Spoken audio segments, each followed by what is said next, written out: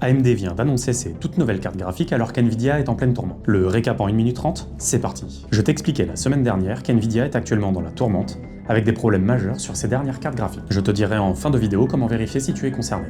Eh bien, on a de mauvaises nouvelles à propos des RTX 5080. On a appris, grâce au youtubeur aux 2,4 millions d'abonnés Gamer Nexus, que selon les modèles impactés par des ROP manquants, les baisses de performance peuvent aller de 11 à 12%. Pour rappel, les ROP sont des unités de calcul chargées du rendu de l'image. Ainsi, des RTX 5090 n'en ont que 168 au lieu de 176, les 5080 avec 104 au lieu de 112, et enfin les 5070 Ti avec 88 au lieu de 96. Si tu es concerné, tu dois vite te retourner auprès de ton vendeur, car Nvidia fait la sourde oreille et ne fait aucune communication. C'est à l'acheteur de se débrouiller pour détecter la panne et faire les démarches dans la fenêtre de retour qui lui est allouée. On croit rêver, surtout quand on voit le prix de certaines cartes graphiques. Et a fortiori quand AMD débarque le 6 mars avec ses nouvelles RX 9000 affichées à un tarif hyper attractif. En effet, la nouvelle RX 9070 arrive à un tarif de 549$ et la RX 9070 XT à un tarif de 599$.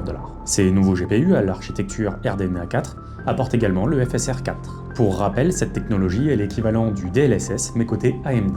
La RX 90 XT se positionne directement face à une RTX 5070 Ti mais avec 150$ de moins sur la facture et pour la même performance. AMD se permet même d'afficher son concurrent en annonçant un rapport performance-prix de 23% supérieur. Bien, pour voir si tu es impacté par des ROP manquants, il faut installer le logiciel GPUZ, dont le lien est en description. Ensuite, il faut assurer que le nombre de ROP correspond à la valeur que je t'ai donnée plus tôt. Si c'est le cas, n'attends pas et demande une prise en charge. À bientôt ma petite moustache.